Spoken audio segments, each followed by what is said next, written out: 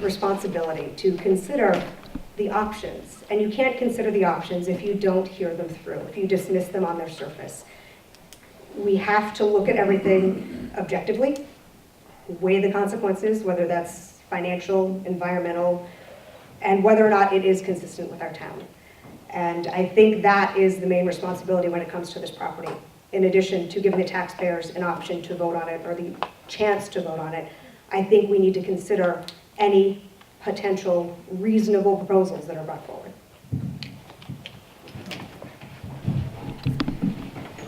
Okay, Ira, you're up. Or you're first, anyway. Do you favor the town plan which contains a village center overlay districts, and why? Please discuss how it will affect your duties as a selectman. Our town can better control development with the designation of a village district than it is able to do today. I support the village district concept. If in 5 years, say, Silverman's Farm was sold to an outsider, it might be possible for that new owner to use the land to open up a collection of different stores with greater activity and traffic, and with, in theory, the stores painted green with purple stripes, purple with green stripes. Under statute 82J, the village district gives greater control and discretion to planning and zoning, more easily allowing them to determine what is permitted and what is not within the village district. I have been to planning and zoning meetings and spoken with commission members. I've been impressed with their seriousness, thoughtfulness, and purpose. They've been careful in the deliberations, and I support the plan they've created. As to the effect on the Board of Selectmen, anything that impacts Easton in an important way deserves the understanding and attention of all the members of the board.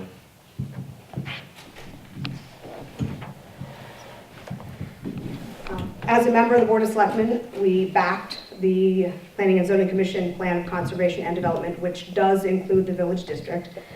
The Board of Selectmen, of course, does not have direct control over that. It is a planning and zoning determination to create it and implement it. That being said, I believe a narrowly defined, tightly regulated shopping village district could benefit our town. How does it benefit? It could create additional spaces for people to gather for community building, but it also could add a little bit of convenience. Additionally, it could enhance what is already there. We have EVS and we have Silverman's. That's essentially the area they are talking about for this district. At a recent planning and zoning meeting, they were talking about the opportunity for state grants that are only available under this designation, the village district designation. Those state grants can be used for improvements like sidewalks, better parking areas that make that area safer, enhancing what is already there, whether or not any other businesses open in that area. It would make what we have there safer for anybody who uses it now. You drive down there on a Saturday afternoon and there are people walking on the shoulders nearly in the street, and it is a potential safety issue. I do support adding a few businesses. It could add to our community, it could add to our character, but again, giving that village district, it does put the protections in place so that it does not expand beyond there, and they do fit with the character of our town.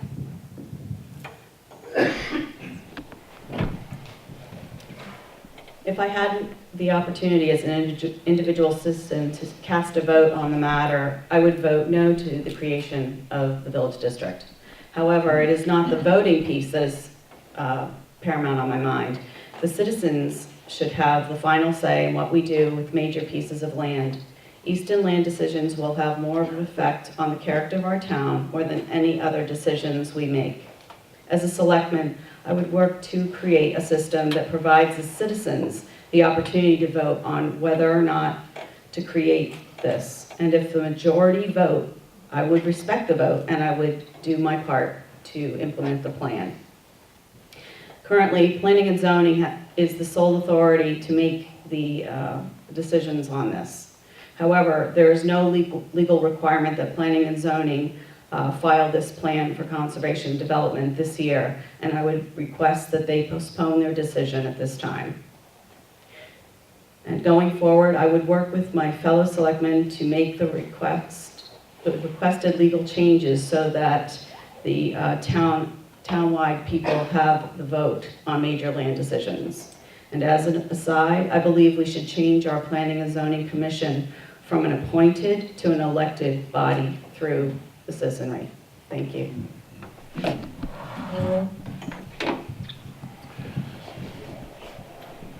So when Christy was talking about the convenience and building community, and I think a lot of people have agreement with that. There are people who talk about how there'll be a Walmart and there'll be this and that. I mean, I don't think I could find 5 people in town who want to see that kind of development. I mean, it's just, it's inconceivable to me that something like that could happen. Now, other people simply say, well, we don't want any development at all, and you know, they have their preferences. I understand that. And as far as the citizens having more say in the decision, we have the state laws that we have, and you know, it's a very big deal, I think, to make some of these changes. I'm not saying it's impossible, but it's a very big deal, and I wouldn't count on it happening anytime soon. I think it would be a very complicated process. The public hearing for the Planning and Zoning Commission is next Monday night. So anybody who has a strong opinion, I encourage you to go there and I believe it's in this room as well. Helen Keller. Helen Keller, sorry. 7 o'clock. 7 o'clock, Helen Keller, next Monday night. If you have a strong opinion, I encourage you to be there. Again, be part of the process, be part of the conversation, and take an active role. The Planning and Zoning Commission has heard what people said. They are refining their plan. They are taking it very seriously and they're taking that responsibility to heart in understanding and trying to lay out a plan that best suits our community. So if you do have a strong opinion, I encourage you to be there next Monday night as well. One of the things in regard to Village District has been that we need a place to commune, more for our community. We have a lovely community as it is. Easton Village Store is a fun place to go, meet your neighbors, meet friends for coffee. Greiser Store, there's 2 women in our town who now are creating a coffee shop. We have the Bluebird. So we have a lot of places, and that's one of my reasons why we don't really need to have an overlay. We don't have to have a Village District. We have our town of Easton. Thanks. Okay. Next question is, how would you as selectmen address concerns of Easton citizens about high property taxes? And we'll start with Christy this time.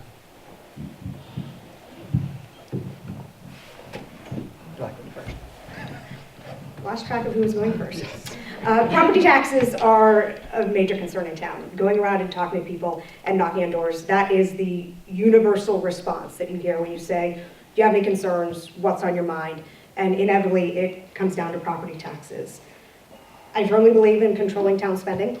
70%, nearly 70% of our budget is the education budget. That is a huge chunk. The rest, the remaining 30%, a big portion of that goes to public safety.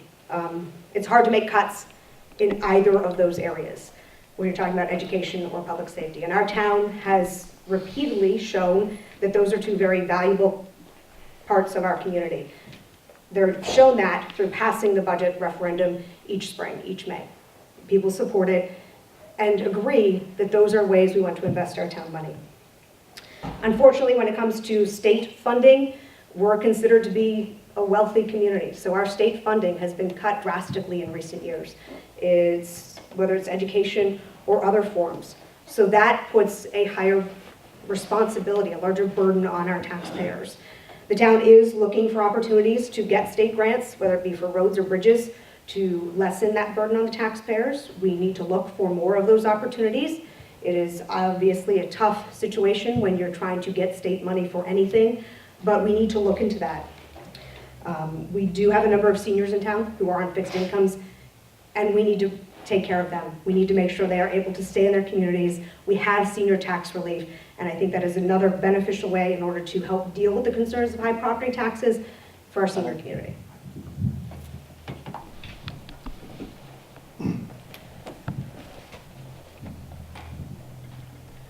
This question is a difficult one, high property taxes.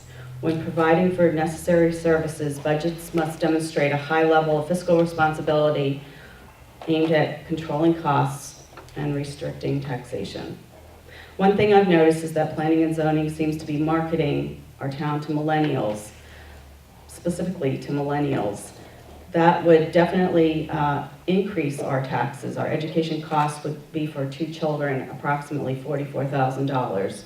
I really do not see it to be a good thing to target a certain specific group of people. We should welcome all people and also make sure that we help our seniors. As selectmen, it's important for the Board of Selectmen to ask difficult questions of the Board of Finance. Our budget proves that it needs to be more transparent. We had issues at the annual town meeting last year where our town financials were not provided to the public. As Christy mentioned, a great deal of our costs are through our education budget. We have serious issues in education where Common Core has pushed from federal to state, down to our local taxpayers. And I'm hoping that in the new year we may have changes that will relieve some of our taxes in this area. Thank you.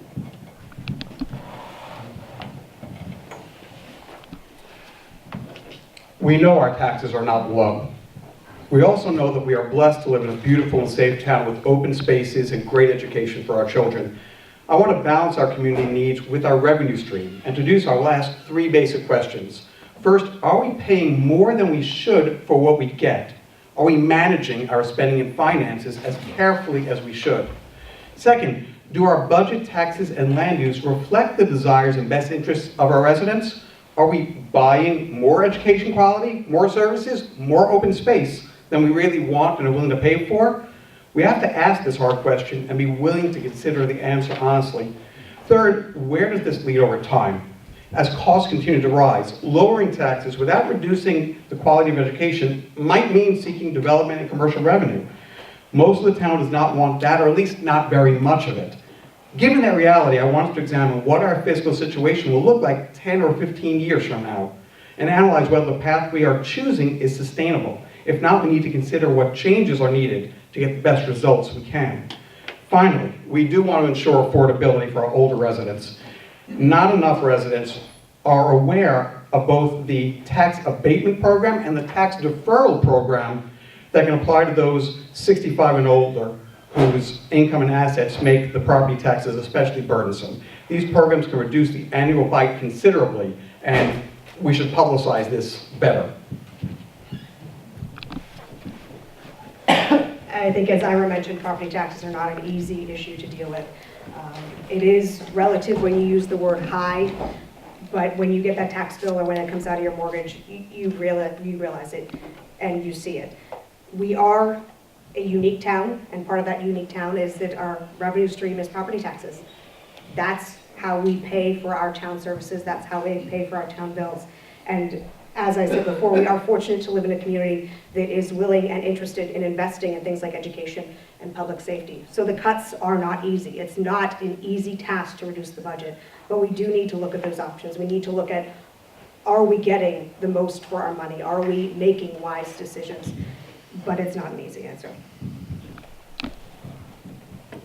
Having a new selectman this year, hopefully we can bring more, a different view to the table and look at things in a different way.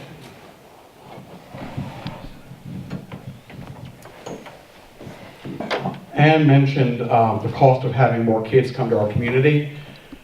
I have to say, sort of suggesting that as a problem is something I don't understand. As of 2010 census, 37 was the median age in the country. Connecticut was 40.